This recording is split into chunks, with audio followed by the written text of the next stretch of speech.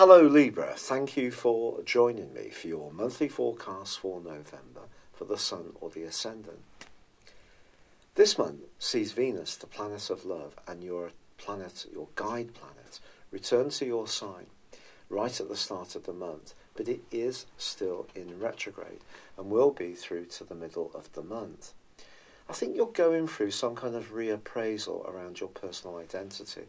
This could be around how you dress, how you present yourself to people. It could be that you're still thinking very deeply about your love life and what you want. Now, broadly speaking, Venus is going to be in opposition with Uranus in the first 2 weeks of this month. And although Venus and Mars get together marvellously well, and for a brief period, and also, ironically, Uranus and Mars, which could, if you're single, see you make some kind of dramatic step forwards when it comes to getting to know somebody new. I think in an ongoing relationship, the balance between you protecting your need to be an individual against how much you commit to your involvement with the other person is going to be something that does need to be finely balanced.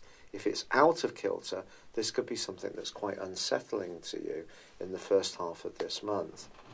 Also, of course, it is true to say that there is the role of the Sun, which is at the heart of everything. And that is making its way through to the 21st in the sector of everyday resources, in a prosaic sense. In a more spiritual sense, your sector of values, and also about the basic foundations of your existence. So you're being asked to be a bit more earthy about things. Count the pennies, just be on top of the nitty-gritty of life. Of course, it would be a rare Libran that didn't appreciate the good things in life, and with the festive season hotting up, the Sun being in your second solar house for the first 2/3 of this month could see you with a sweet tooth, and perhaps being tested a little bit if you are trying to be more disciplined around your diet. In a lovely sense, the more traditional elements of Christmas, in terms of helping those people who are less fortunate, on this particular new moon, could see you doing something quite charitable or thoughtful, perhaps of homeless people, or any good cause which really is important to you. So some kind of self-sacrifice can be linked to your resources from the 7th. However, the 9th sees the most spectacular development of this whole month, because Jupiter, the planet of growth, of expansion, of good fortune, of travel, of philosophy, of history, moves into your sector of ideas, where it will be for the following 13 months. Because you are already an ideas sign, because you're ruled by air, this is going to give you a marvellous fillip.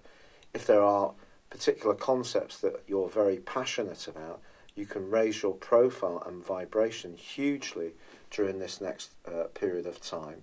It's a chance for people to be enthused by what you have to say, and for you to get enthused about new ideas too. For example, if you've ever thought of writing your own blog, or if you're involved in the digital world, you want to do even better, then certainly Jupiter can be a wonderful asset. If you'd like to learn a new skill, that too can see you really inquiring and being much more open to new ways of thinking. It's also possible that there can be some kind of revival in a relationship with a neighbour, or interacting with a community in a more lively way. In general, your enthusiasm is going to be something that other people are very attracted to over this next 13 months. So something to really look forward to and engage with. Now, of course, Jupiter may be presenting that opportunity in the sign of Sagittarius, but Mercury does also go into retrograde this month on the 17th. That's a bit more challenging, because it suggests just when Jupiter fills you with enthusiasm, there can be a possibility that things get a bit murky, that they don't go exactly to plan. And it's not just because of Mercury going retrograde all on its Todd, all on its own, it's because it's linking in a very complex way with Neptune from the 9th to the 19th, and then again in the last week of this month due to the retrograde, bringing it back into a square with Neptune. Neptune for you since 2012 has been about work, it's been about your obligations, your commitments, the demands of others. It's been about being more self-sacrificing, which in some ways is a lovely thing, but not to the point where we lose our own identity. And I think your ideas could be challenged by someone's woolliness, someone's lack of interest in your needs. Maybe people don't want to support the things you're enthusiastic about, which could be very draining. Or if you've got a job where it's all give and no get, that also can be something that really starts to become very tough for you in the second half of this month, and particularly in the last week. The reason for this is that the Sun moves on the 22nd into Sagittarius, which can give a bit of a spurt to you. You can have a bit more physical and mental energy. Of course, it's joining with Jupiter wonderfully, but because Mercury's already there in retrograde, they're not going to be quite as powerful as they would be if Mercury was still heading forwards. But it's Neptune that really causes the issue, and she is joined on the 16th by Mars. Mars moves into your sector of obligations too.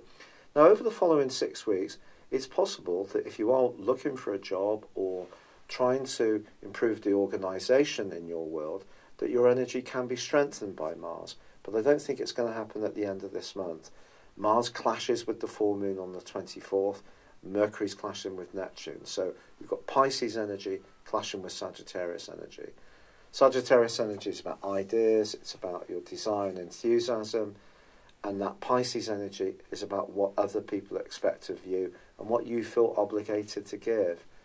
The net result by the end of this month, if you don't manage this energy well, could be that you end up feeling utterly drained.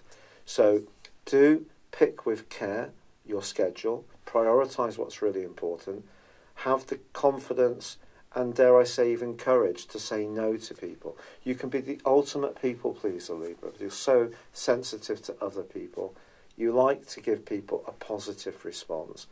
But you are being strengthened by the role of Pluto and also Saturn.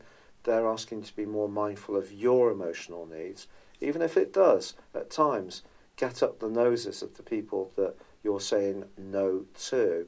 Be mindful of your boundaries as this month draws to a close, and you'll manage things a lot better. You may even find yourself thinking about a new PC, a new mode of transport, refreshing or reviving something to do with ideas or technology or mode of transport as November comes to a close. I'm so grateful for all the kind comments about my rheumatoid arthritis and suggestions, which means so much. Thank you. And I'd love it if you would like or comment on this video. If you've yet to do so, please do subscribe to this channel. Thank you. Hello, thank you so much for watching my video. I'd love you to join me at my Horoscope Ace app. You can find this at www.horoscope-ace.com. You can use it through Android, iOS, Apple or Facebook. Check out your ascendant or your moon sign, or download your free birth chart. There's all your favourite videos, plus there are daily, weekly, monthly and yearly horoscopes for general, love, Chinese and Indian astrology. If your passion is tarot, there's my brilliant 3-card money or love tarot readings too.